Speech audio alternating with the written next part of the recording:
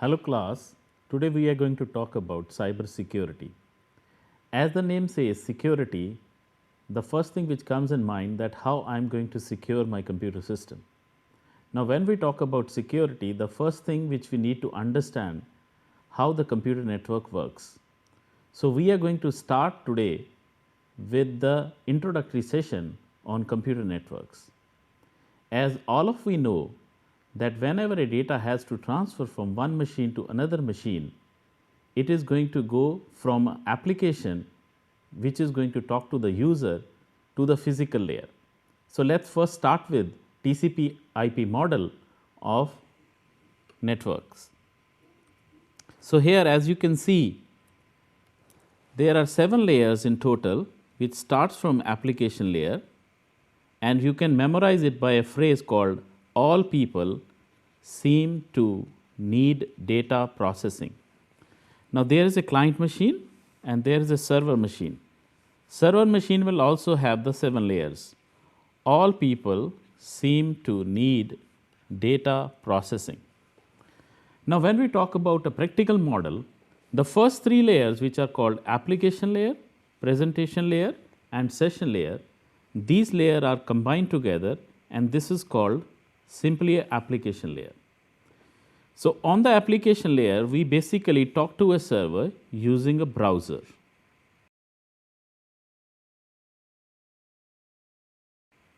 So browser is an application which is basically interface between user and the machine. Now here in the browser, we are going to type address to which the site we are going to go to. For example, if we say www.google.com, so this is the address we have typed in the address bar.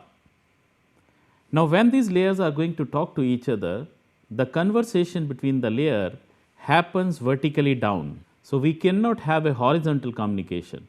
So that means the data will travel from application layer to the transport layer, and from the transport layer it will go to the network layer, and from the network layer data link layer, and finally it will go to the physical layer. So that means the data link layer and physical layer are the 2 layers which are basically dependent upon the network type, like whether I am using a Wi-Fi network or I am using a wired network. So when we transport the data from an application layer, the data is called payload. That means I am going to send a payload called www.google.com. So this is the payload which is going to go to the next layer. Now the next layer is called transport layer. Now on the transport layer, what happens? There are many things which happen at a transport layer which is governed by TCP and UDP protocols. So there are 2 protocols prevalent on this layer. One is called TCP, another is called UDP.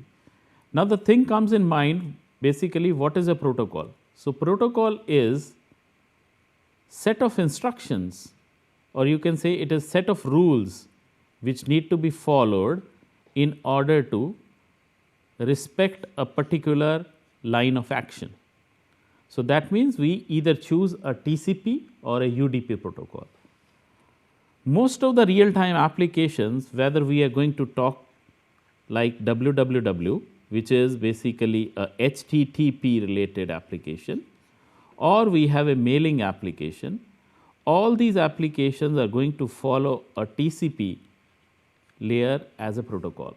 So TCP is the default protocol for all real time applications. Now inside TCP, there are many things which will happen, which we are going to explore in the later classes, but as an introductory class we need to understand that there are 2 things basically which happens at TCP layer. One is called the source port address, another is called the destination port address. Now what these addresses basically are? These addresses will identify a particular application running on the server. So that means these are the identifiers which will tell about applications running at those layers. Like if HTTP application is running, it is going to respect a number which is called port 80. So, port 80 is recognized as an HTTP application. Now, these are the standard application which will run on this particular machine. Now, because we were accessing www.google.com, so that means we are going to go to HTTP protocol, and this will listen at port number 80. So, that means from a payload, when it comes to the transport layer, this will be called as a segment. So, inside the segment, we are going to add two things. One will be the payload, another will be the source port number and destination port number. Now, the destination port number will be 80 by default, because we are going to access it through a HTTP protocol. So, the port number 80 is default for HTTP applications. But what about the source port number, from where the data is going to get originated? Now, this source port number is any random number which is above 1024 port numbers. So, basically a port number is 16-bit entity. That means, if we say 2 raised to 16, this comes out to be 65,536 ports. So, these many applications theoretically can run on one single machine. Now, out of this, we are going to bind a particular application to a port number, like HTTP will get binded to port number 80. FTP will get binded to two port numbers 20 and 21, whereas SMTP gets binded to port number 25. Similarly, SSH will get binded to port number 22, Telnet gets binded to port number 23, and these are the standard applications which are being used across the world for accessing various kind of applications. Now, when we talk about the source port numbers, now the source port number cannot be any port number which is less than 1024, because these are standard port numbers. So, your computer is going to choose any number above 1024. Let us say it chooses 4444 as the source port number. Now, your segment will now look like 4444, which is your standard port number randomized for transport layer, and then we have port number 80, which is default port number for HTTP application, and in between there will be a payload which has come from the application layer. So, now the segment is going to go to the next layer, which is called network layer. Now, network layer is responsible for giving addresses to the computers, like client computer and server computer. So, the client computer will also have some address and server computer will also have some address. Now, these addresses are given in a form which is called dotted decimal notation. Now, this dotted decimal notation is called IP address. Now, the size of the IP address is 32-bit, and we are talking here about IP version 4. So, IP version 4 has 32-bit address. That means, in totality, I can have 2 raised to 32 unique addresses generated by IPv4. Now, out of these IPv4 2 raised to 32 address, there are certain addresses which are being reserved, which are called class D and E addresses.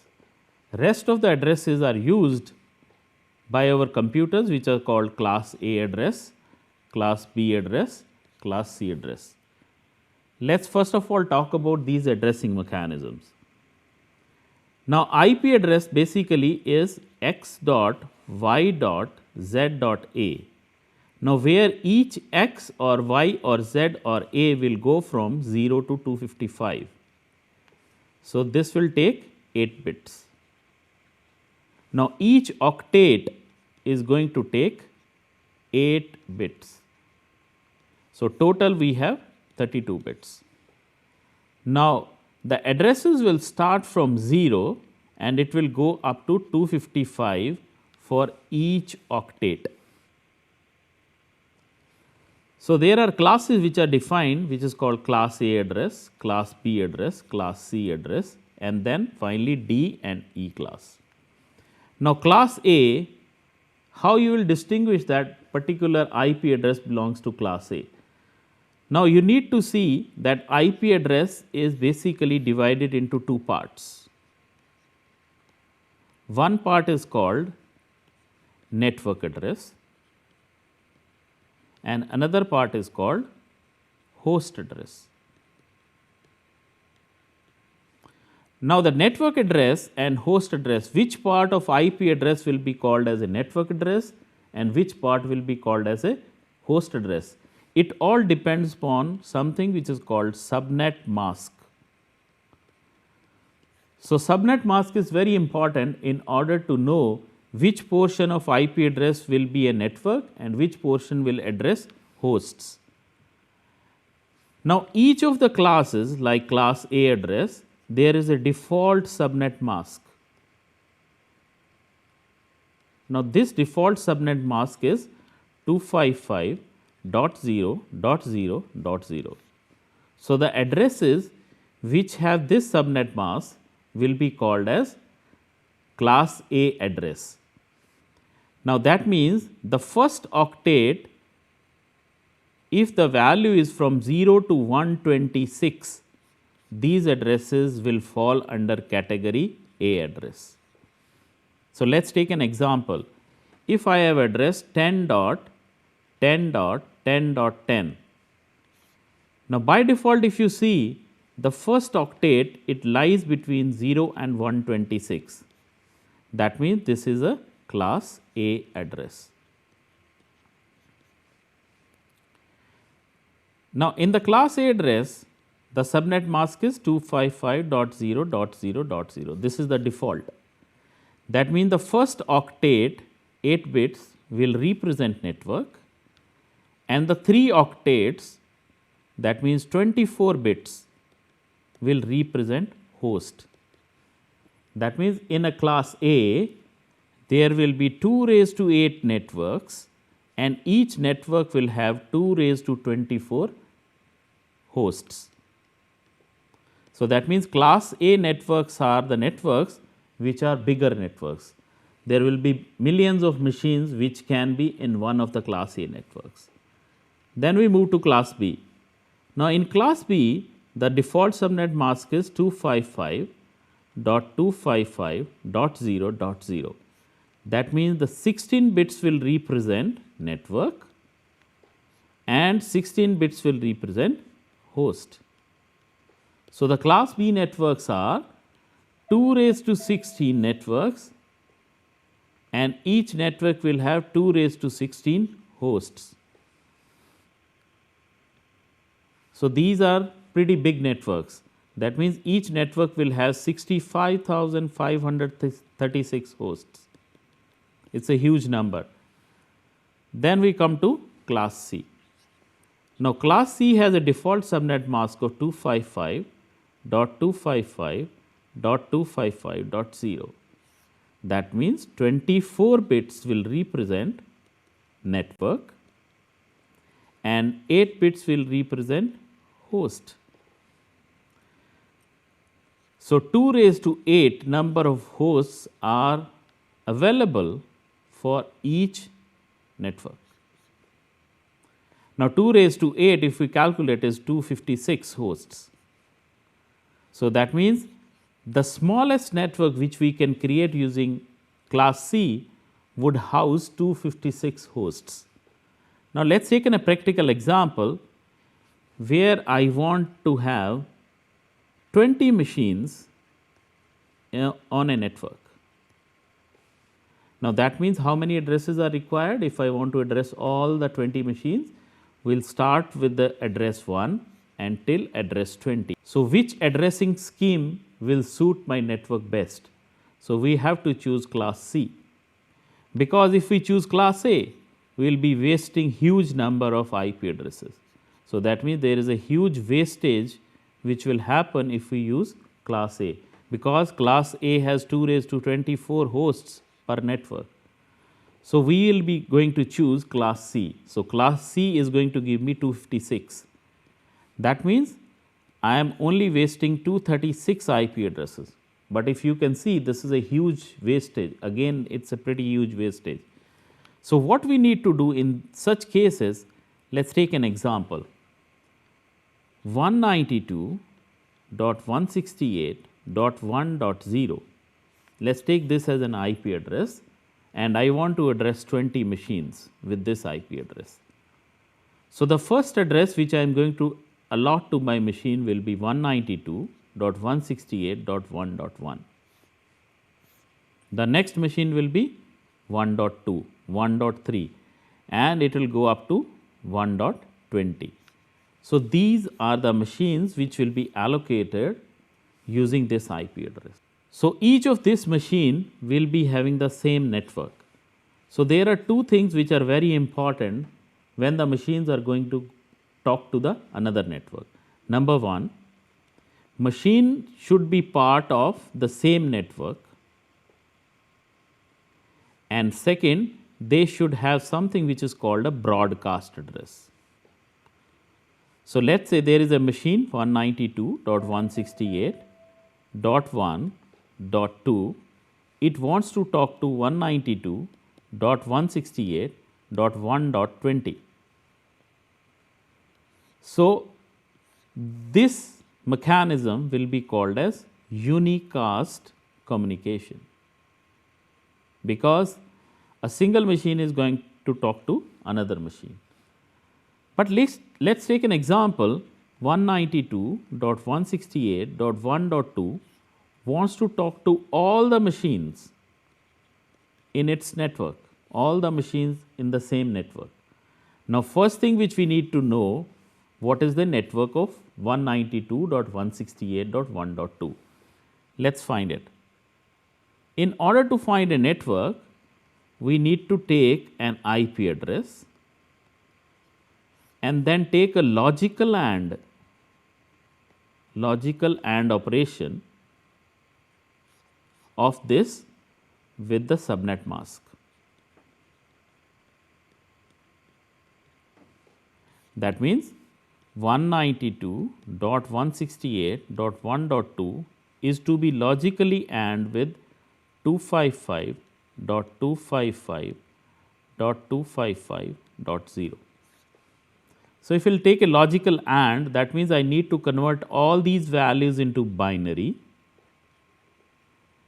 and then take the logical AND. So, if we are going to take a logical AND of anything with 0, so this will be 0. Rest of the things will remain same. So, my network address comes out to be 192.168.1.0. So, this is the network address. Now, what about the broadcast address? Broadcast address is when all of your host bits are made 1. All host bits are made 1. That means this will be 192.168.1.111111 in binary. So, this comes out to be 255. So, that means for this IP address 192.168.1.2, the network address is 192.168.1.0 and the broadcast address is 192.168.1.255. So, that means for each network, if the network has to talk to some other network, we need basically two addresses. One will be called as network address, another will be called as broadcast address. And if I wish to talk to another network, I will require another special address which will be called as a gateway address. So, if I want to address 20 machines and these 20 machines are going to do a unicast communication, broadcast communication, and they also want to talk to some other network which is a different network, then we will require 3 addresses. One will be network address, second will be broadcast address, and third will be gateway address. So, these 3 addresses are required for each network whenever a network wants to talk to the another network. So, in our example 192.168.1.0 is the network address, 192.168.1.255 is the broadcast address, and you can choose any address to be chosen as address for your gateway. So, gateway is nothing but it's a router which is going to talk to the another network. So, if you want to follow a standard, the standards say the last IP address of your network should be given to the gateway. So, the gateway address will be 192.168.1.254. That means, the formula is 2 raised to n minus 2 hosts per network. So, in our case the value of n was 8. So, 2 raised to 8 minus 2, which comes out to be 254 hosts in class C network. So, each class C network will have 254 hosts, and out of these 254 hosts, one particular address will be given to the gateway. So, that means my network is having 253 live hosts. As per our example, we needed only 20 addresses. So, that means finally we have 233 addresses getting wasted. So, this addressing scheme, which is called classless addressing scheme, was introduced in order to cut down wastage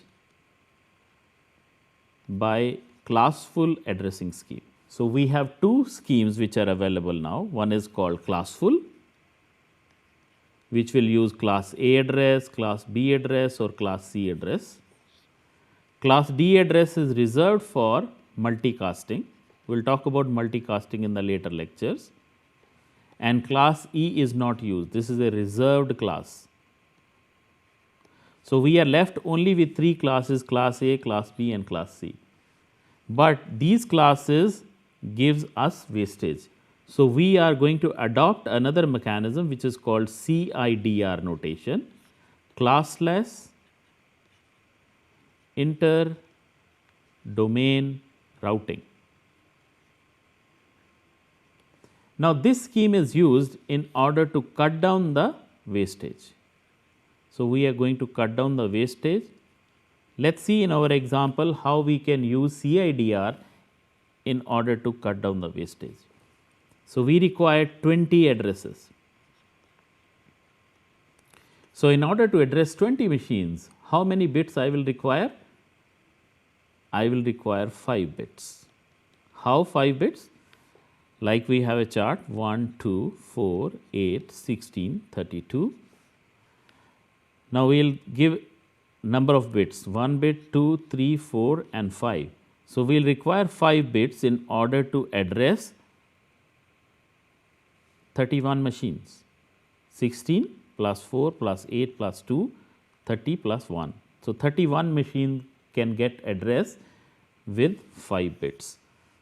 So, that means I do not need to consume whole of the 8 bits of the host address. I will only consume 5 bits out of this. And with the 5 bits, I can address 31 machines. So, I require only 20. So, that means the wastage will be only 11 addresses. So, the CIDR notation is going to help me in order to cut down this wastage. Now, this kind of notation is called subnetting a network. So, we are going to subnet a network so that we can have less number of IPs getting wasted. So, in our case 192.168.1.0 as a network address, we are going to consume now only 5 bits. So, that means 3 bits will be given to the network. So, if we are going to write it in binary, so it will be 1 1 1 1 2 3 4 5. So, these 5 bits will be host bits and these 3 bits will be network bits. So, what would be my subnet mask? It will be 255.255.255 dot. Now, these 3 I have to write it in decimal. So, this will be 1 2 4 8 32 64 plus 128 plus 255. So, this is the value which is to be given in order to cut it to the subnet mask. So, my subnet mask will be different. So, it will not be 255.255.255.0, but it will be something else in the next octet. So, CIDR notation gives me a privilege so that less number of IPs get wasted. So, we are going to take some examples in the next class where we are going to find out subnets, and even we will talk about something which is called supernetting. So, supernetting will be where the number of networks will increase and subnetting is where the number of networks get decreased. So, that means we are going to play with the host bits and we are going to play with the network bits, and this is going to cut down our wastage of IP addresses. So, we are using IPv4 as our addressing mechanism.